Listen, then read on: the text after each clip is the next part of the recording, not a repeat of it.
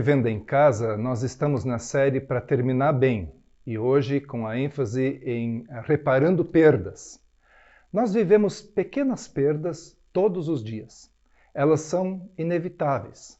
Pode ser um sonho, um projeto, ou também uma separação, uma demissão, uma doença incurável, ou até a morte. O isolamento social tem seu importante papel para a contenção da pandemia e precisa ser respeitado. Mas trouxe junto grandes perdas emocionais e econômicas também. Isso tudo nos mostra que nada dura para sempre, que somos muito finitos e passageiros. Nesses últimos meses, nós lidamos como nunca com perdas irreparáveis, que vão se acumulando. Vivemos um tempo de luto em razão das perdas e lutas para não perdermos mais ainda.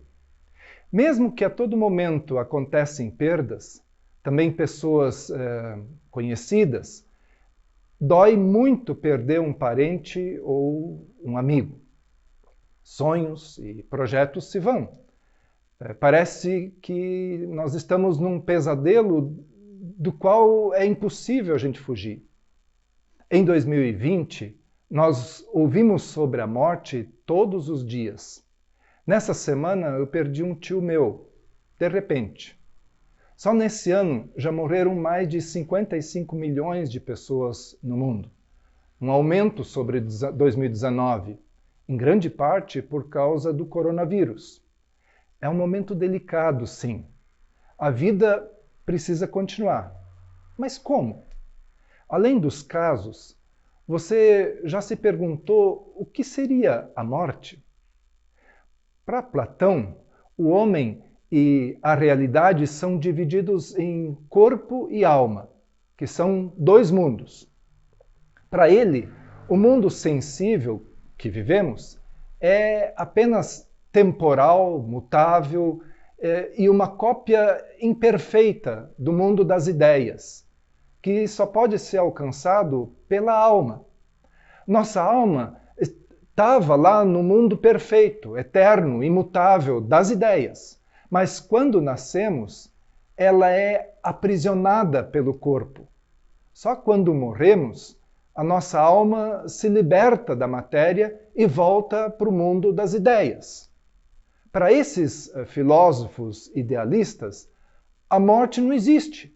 É só uma passagem para um estado melhor.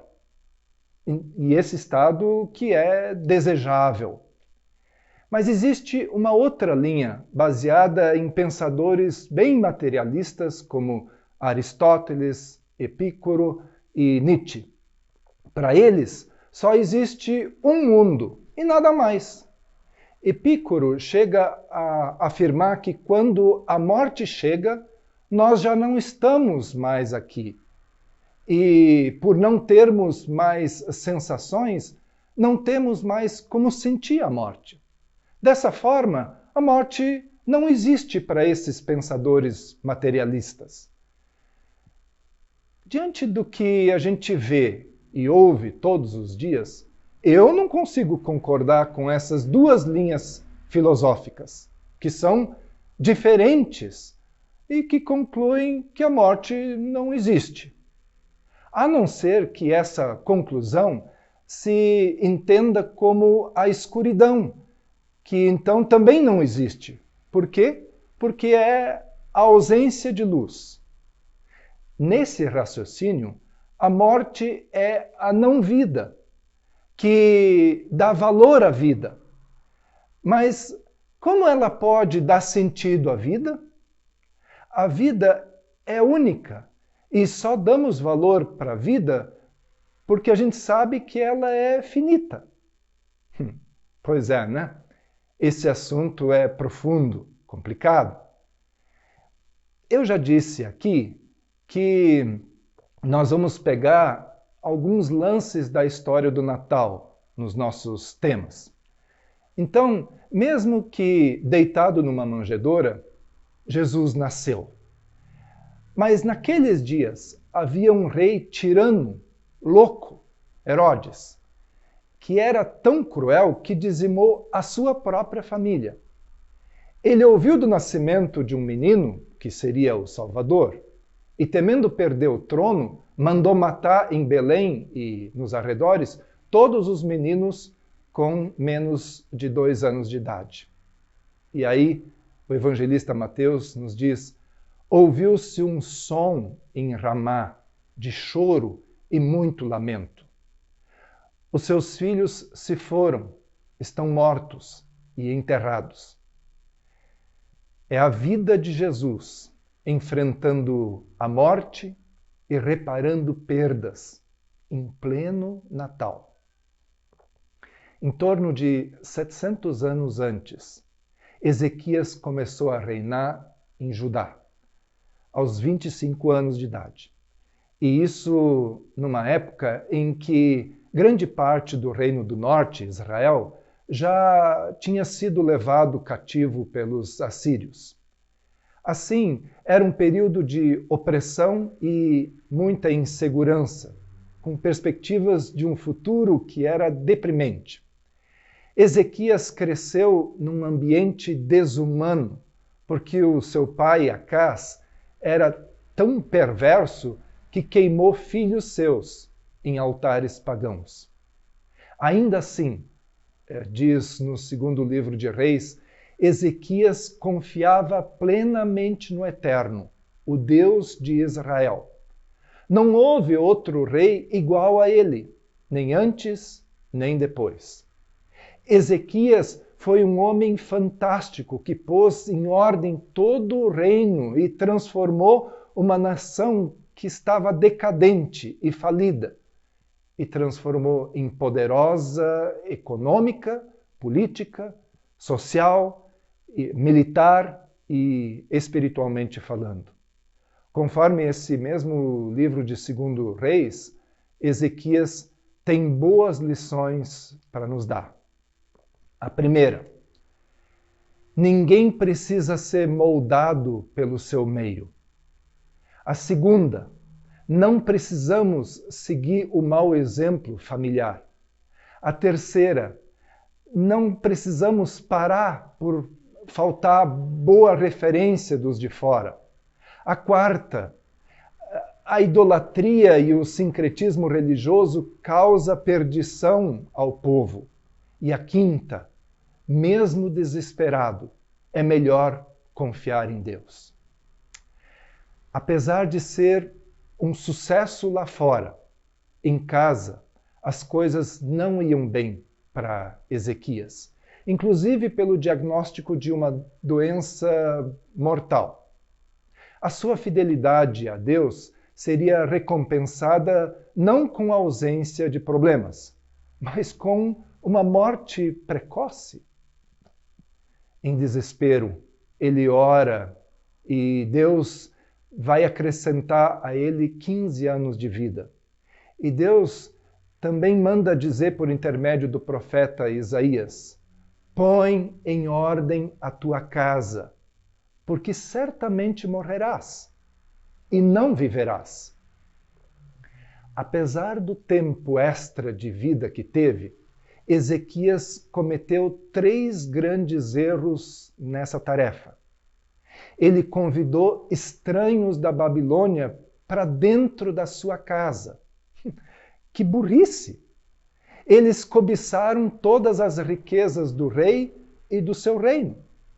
A segunda coisa, quando percebeu que os babilônios voltariam e levariam tudo e todos, ele não se preocupou com o bem-estar da sua geração. Pensava que já estaria morto mesmo. A terceira, ele educou mal seu filho Manassés, que acabou sendo o pior rei de Judá. Tudo o que o pai fez, esse filho destruiu. Enquanto isso, o mesmo império da Assíria, expansionista, truculento, cercou Jerusalém e forçou a rendição. Ezequias tem de pagar pesados tributos, além de entregar todos aqueles tesouros que ele tinha mostrado para os seus inimigos. Mesmo assim, Ezequias encorajava o povo a confiar em Deus, e quando o oficial do exército assírio afrontou esse Deus, ele foi derrotado com todo o seu grande exército, o poderoso exército assírio. Mas os 15 anos que Ezequias viveu a mais foram ruins, porque ele não colocou em ordem a sua casa. Ele não fez os reparos e acabou terminando mal. O que você precisa colocar em ordem? Talvez você se sinta um fracasso como pai ou mãe. Como consertar as coisas? Por onde começar? Hospitais, funerárias, obituários e também cemitérios vão nos lembrar da nossa própria mortalidade, e a ordem de Deus permanece. Põe a tua casa em ordem, porque morrerás e não viverás. Talvez você seja um excelente profissional e consiga manter a ordem no trabalho. Parabéns! Mas não se esqueça de que Deus quer que coloquemos em ordem a nossa casa, porque qualquer sucesso pessoal ou profissional não compensa o fracasso familiar. Muitos jovens estão à procura de modelos na família e se decepcionam quando não encontram isso. Sua casa está em ordem? Repare relações quebradas, como se fossem partes quebradas da sua própria casa. Acabe com a desordem de si mesmo. Nosso corpo é como uma casa e um dia o proprietário vai nos dar um aviso de despejo e nós vamos ter que finalmente sair. Você entendeu? Se estão ignorando Deus, bombardeando a família, ridicularizando o casamento, faltando com honestidade e pureza moral, ou desprezando a piedade, saiba que a vida é curta e a morte é certa. É assim que reparamos perdas e aprendemos a viver e a morrer bem. Põe a tua casa em ordem. E a gente vai dizer como o apóstolo Paulo, porque para mim, o viver é Cristo e o morrer é lucro. Caso continue vivendo no corpo, terei fruto do meu trabalho.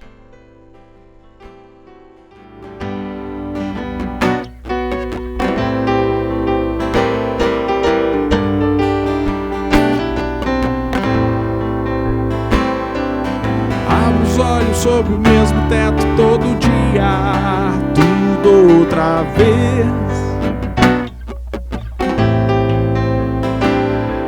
Acordo, tapa no relógio, a mente tá vazia. São 5:50. Hoje a morte do meu ego tá fazendo aniversário. Será que eu vou chegar ao fim de mais um calendário? Eu não sei, eu não sei, eu não sei, eu não sei. É tudo sempre igual.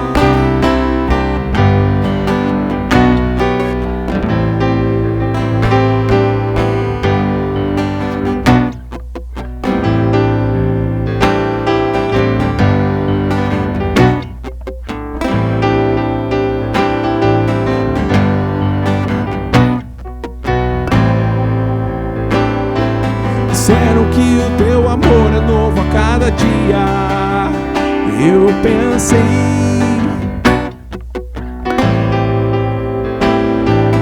quero ouvir a tua voz falar o que eu queria. São 5:50. Se é pra te seguir, então matar aquela velha sede. Se é pra te te servir e nunca mais cair na mesma rede.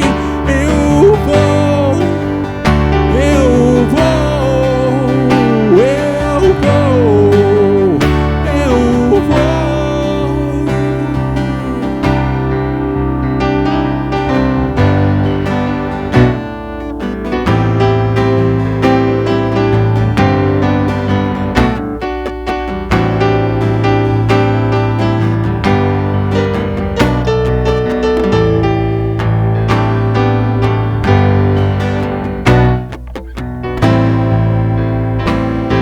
Se é pra te seguir, então matar aquela velha sede.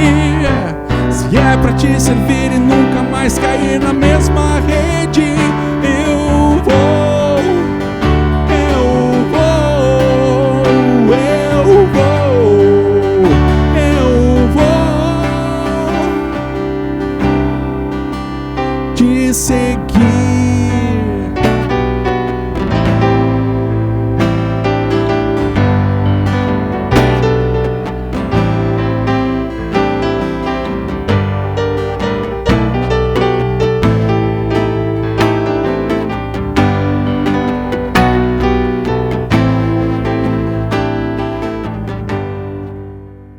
Então, inscreva-se no nosso canal, ative o sininho, use também os nossos vídeos das crianças e também recomende o nosso programa para adolescentes nas sextas-feiras, às 17 horas. Além disso, eu quero convidar vocês para a nossa reunião Zoom de oração, aos domingos, começando às 19h30, e também para ouvir as nossas mensagens através do Spotify. E faça contato comigo. Eu vou ter muito interesse de conversar um pouco e conhecer a cada um de vocês. Um abraço.